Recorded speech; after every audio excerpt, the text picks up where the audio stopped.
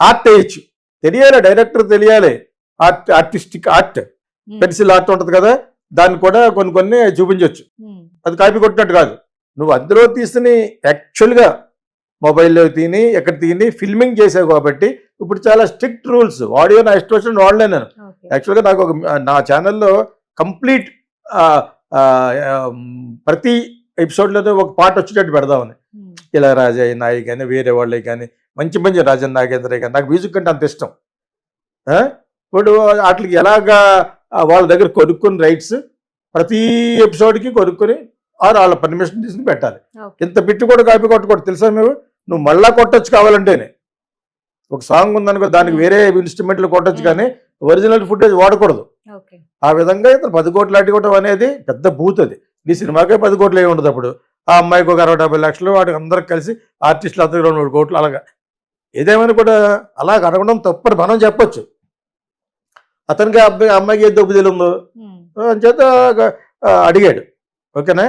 ఈ అమ్మాయి ఇప్పుడు కూడా 24 అవర్స్లో తీసేయాలి. నెట్ఫ్లిక్స్ వాళ్ళు తీసిన డాక్యూ ఫీచర్ అంటారు, డాక్యుమెంటరీ కాదు, ప్యూర్ డాక్యుమెంటరీ కాదు, డాక్యూ ఫీచర్ అనేది ఒక జోనర్.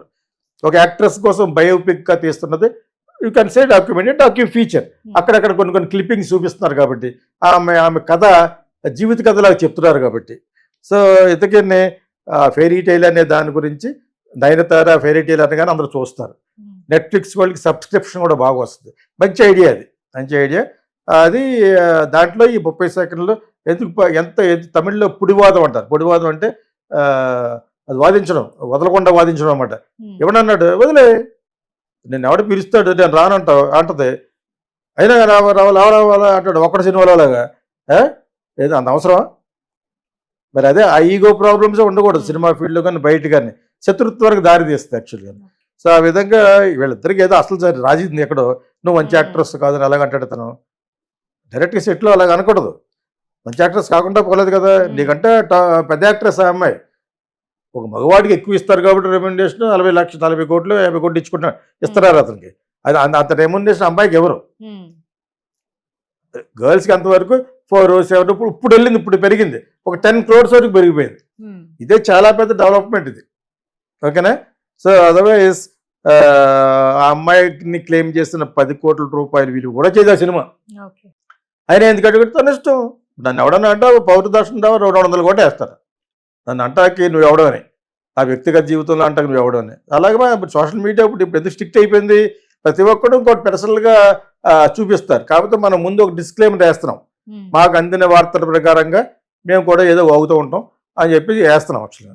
ప్లస్ ఏమో నేను ప్రతిసారి చెప్తున్నాను, తంప్లైన్స్కి నాకు సంబంధం లేదని మొన్న పెట్టారు, పిచ్చ రెస్పాన్స్ దానికి.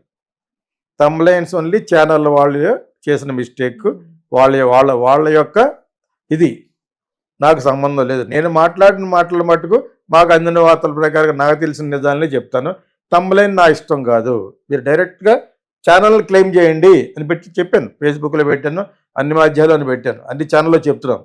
ఒక అర్థమైంది. ఇప్పుడు లేకపోతే రేపొద్దు ఎటు వచ్చేసి ఆ తంప్లైన్ నేను చెప్పాను అనుకుంటాను, చెప్పి కౌన్కెస్ గారు ఎవడో ఉంటాడు, సంబంధం లేకుండా పెడతా ఉంటాడు. సో వాళ్ళ కోసం నేను చెప్తున్నాను అనమాట. సో ఇప్పుడు కాపీ రైట్స్ థింగ్ చాలా హై లెవెల్లో జరుగుతుంది. ఇళయరాజా మ్యూజిక్ కార్డు అందుకనే రెహమాన్ ముందు రాయించుకుంటాడు. రెహమాన్ ఫస్ట్ నుంచి ఎందుకు రాయించుకునేవాడు అంటే సోనీ టీవీ వాళ్ళు అతను బుక్ చేశారు ఫస్ట్లో రోజా సినిమా తర్వాత. వాళ్ళు చెప్పారు, సోనీ అంటే ప్రపంచంలో చాలా పెద్ద టీవీ, అది పెద్ద సంస్థ. వాళ్ళు చెప్పడం వలన రెహమాన్ తెలియడం వలన ఫస్ట్ నుంచి జాగ్రత్త పడ్డాడు. ఆ జాగ్రత్త ఆ ఎడ్యుకేషన్ ఇళయరాజాకి తెలియదు. ఒక రికార్డింగ్ కంపెనీ పెట్టాడు ఎక్కువ అని, అది మూవిస్తాడు, అది ఆవిడ అమ్మేసాడు, అమ్మేసాడు మళ్ళీ ఆయన అంటాడు.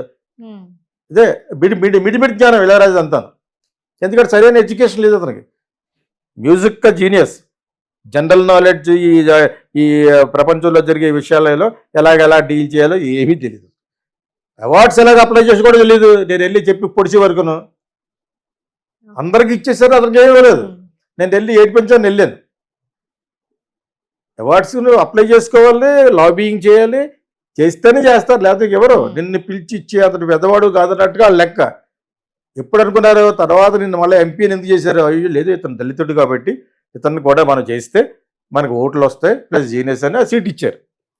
ఇవన్నీ దానికి ముందు 4 సంవత్సరాల ముందు వెళ్ళి పొడిచాను, వెళ్ళి నన్ను ఒకసారి గర్వం అన్నాడని చెప్పేసి, నాకు కాదు గర్వం నీకు, నిన్ను ఎవరో ప్రపోజ్ చేయలేదు, ఎవరెవరికో కౌన్ కిస్కా గాలికి పద్మభూషణ్ వస్తుంటే నీకు పద్మశ్రీ కూడా ఇవ్వలేదు అప్పటికి. నేను ఎలా చెప్పిన తర్వాత మొదలు పెట్టాడు లాబింగ్ అంటే ఏంటో చెప్పాను, మొదలు పెట్టాడు టక్క వచ్చినాయి.